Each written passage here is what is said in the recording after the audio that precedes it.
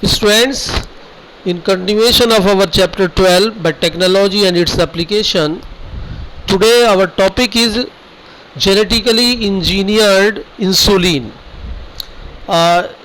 Student, जैसा कि हम सभी जानते हैं कि डायबिटिक पेशेंट्स की बॉडी में इंसुलिन हार्मोन का सेक्रीशन या तो कम होता है या होता ही नहीं है, जिसके कारण उनकी बॉडी में ब्लड शुगर लेवल इंक्रीज़ हो जाता है और इस कंडीशन को हम डायबिटीज़ कहते हैं।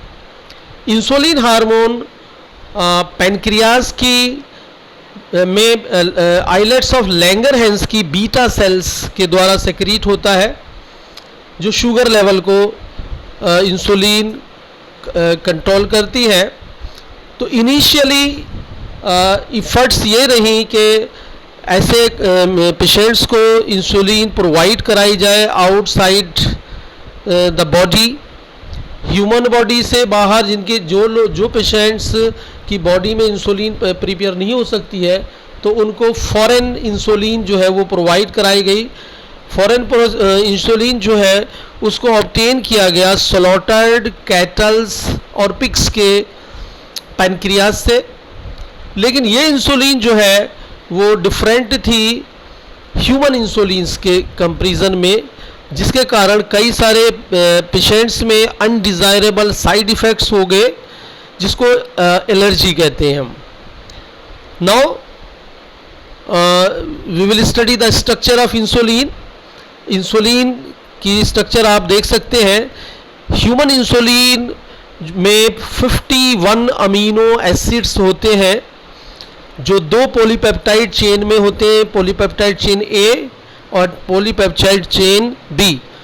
पॉलीपेप्टाइड चेन ए में 21 अमीनो एसिड्स होते हैं और बी चेन में 30 अमीनो एसिड्स होते हैं। लेकिन इनिशियली जब इंसुलिन बनती है, इमैच्योर इंसुलिन, इसको हम प्रो इंसुलिन कहते हैं, और प्रो इंसुलिन में 3 पॉलीपेप्टाइड चेन्स होते हैं, ए, बी और सी। सी चेन जिसमें 33 अमीनो एसिड्स होते हैं, ये रिमूव हो जाती है during the process of maturation. Maturation process में ये रिमूव हो जाती है और बच जाती हैं 2 चेन्स, पॉलीपेप्टाइड चेन ए और पॉलीपेप्टाइड चेन बी। तो ये 2 पॉलीपेप्टाइड चेन्स को इंटरकनेक्ट हो जाती हैं। They are interconnected by 2 disulphide bridges या बॉन्ड्स। और इस तरह से जो है ये इंसुलिन जो है वो मैच्योर होती है, जो शुगर को कंट्रोल करती है।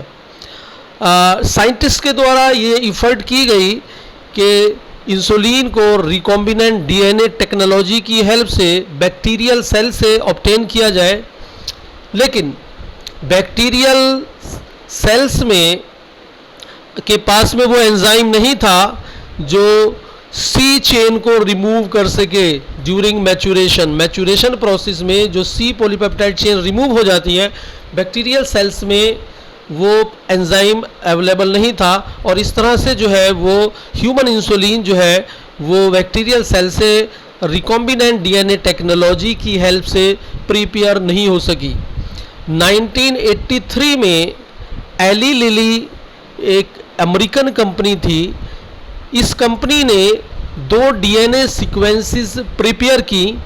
एक सीक्वेंस जो करस्पॉन्डिंग थी पॉलीपेप्टाइड चेन ए के लिए, दूसरी जो थी that is corresponding to the polypeptide chain B.